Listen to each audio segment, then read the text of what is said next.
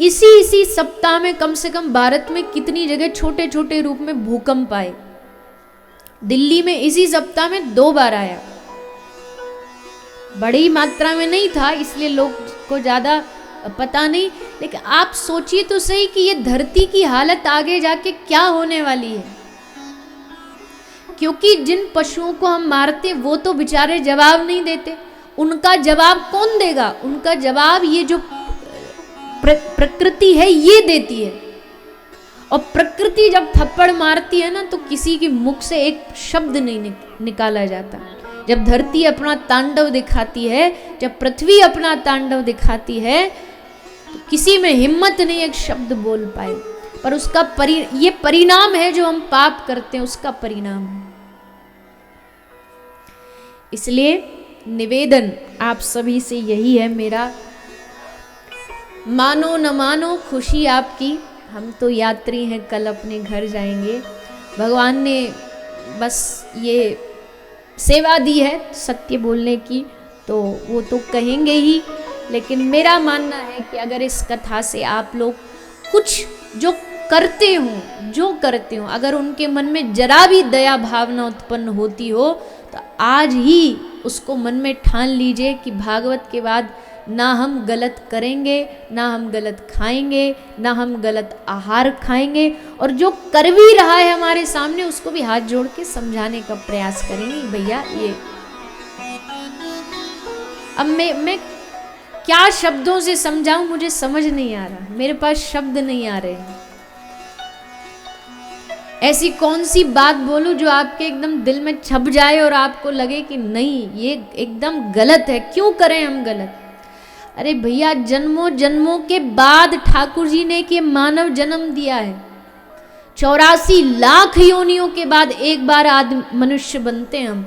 उस मनुष्य योनि में समझ दी भगवान ने, हमको बुद्धि दी, भारत में जन्म दिया। चलो मैं दूसरे देशों की बात करूं, आज विश्व में इतना मांसाहार बढ़ रहा है, क्यों? क्योंकि वो अंधे हैं, उनको पता ही नहीं धर्म क्या है। पर भारत का तो बच्चा बच्चा धर्म के बारे में जानता है, सत्संग में जाता है, मंदिर जाता है।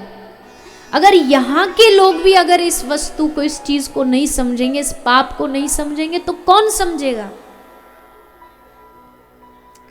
छोटे छोटे बालक, छोटे छोटे बच्चे जिनको कुछ नहीं पता पाप क्या है, पुण्य क्या है, खुद तो हम पाप कर ही रहे हैं, उनको भी हम पाप में ढकेल रहे हैं। वो तो बच्चे, उनको क्या पता क्या खाना चाहिए क्या नहीं खाना चाहिए। जो माता पिता ने दे दिया उनके लिए तो वही मजा है, वही आनंद है।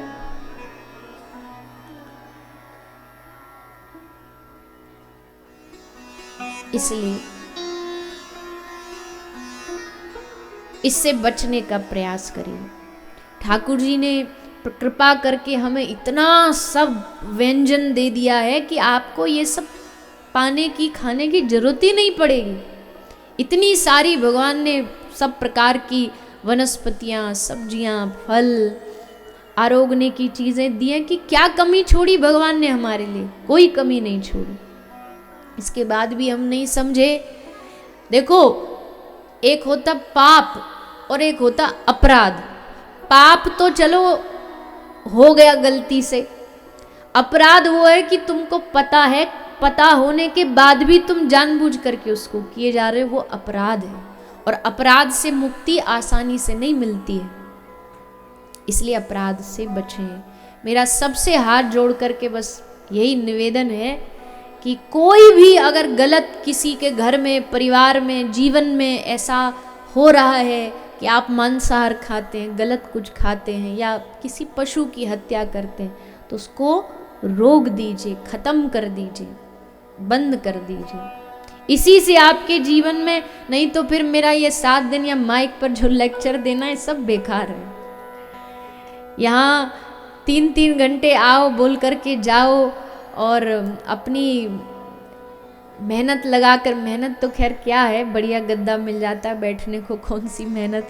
आप बोलोगे ये कोई मेहनत है, बैठे बैठे बोलना ही तो है, हमसे बुलवा लो। तो मेहनत तो नहीं, पर एक प्रार्थना है, आशा है कि शायद आपको कोई इस बात को अगर हृदय में लगती हो तो तुरंत मन में ठान लीजिए, क्यों हम पाप में डूबे, क्यों हम गलत काम करें।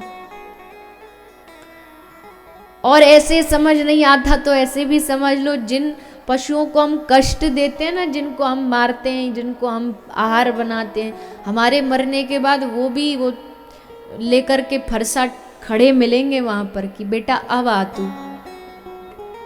तब तो हम बोल नहीं सकते थे, हमारे मुंह में जुबान नहीं थी, पर अब छोड़ेंगे नहीं, क्योंकि देखो कर्म का पहिया बड़ा बड़ा खतरनाक है।